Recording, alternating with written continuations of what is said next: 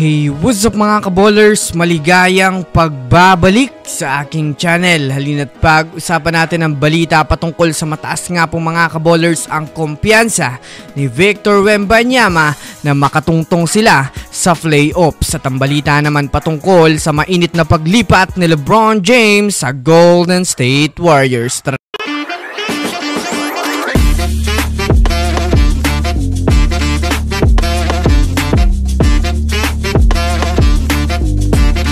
Una nga muna tayong dumako mga kaballers sa balitang mataas nga po ang kumpiyansa ni Victor Wembanyama na makatungtong sila sa playoffs. Nang nakaraang araw nga lang po mga kaballers ay nagawa ngang manalo ng San Antonio Spurs kontra sa kupunan ng Milwaukee Bucks. Ito ay dahil na rin naman nga po mga kaballers sa sobrang ganda nga ng ipinakita ng bawat manlalaro ng Spurs na talagang uminit ang kanilang mga kamay sa shooting. Isa nga po mga kaballers sa mga nagdala sa Spurs ay ang batang sentro na si Victor Wembanyama sa pagtatala ng 30 points na talagang hindi nga po niya mga kaballers pinaporma ang performance ni Giannis Antetokounmpo na nagtala rin sana ng halos 35 points. Kaya naman dahil nga sa pangyayari na iyon mga kaballers, nagkaroon na rin naman nga po ng mataas na kumpiyansa ang San Antonio Spurs sa liga.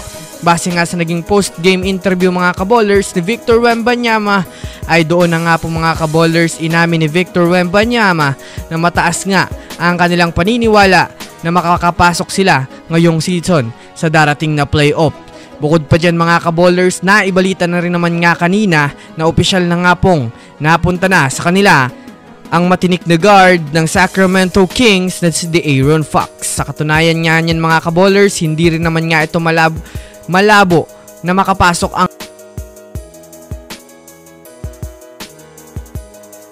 Samantala, dumako naman tayo mga kaballers sa balita patungkol sa mainit na paglipat ni LeBron James sa Golden State Warriors.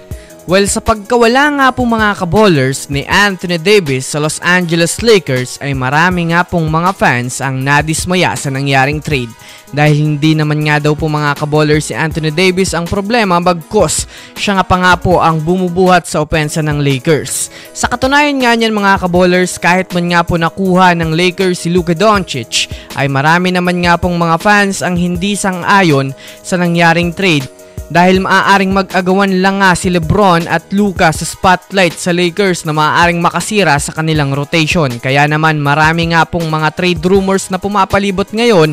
Yan nga ay ang pag-trade kay LeBron James papunta sa kupunan naman ng Golden State Warriors. Yes mga kaballers, sa trade rumors nga na yan ay maaaring yan nga ho mga kaballers ang magbalik kay LeBron James sa kampiyonato, lalo pat alam naman natin na isa si Stephen Curry sa mga nangangailangan ng katulong at isa rin sa mga matitinding point guard na talagang hindi imposibleng magdala kay LeBron James sa pagsungkit ng ikalima nilang singsing.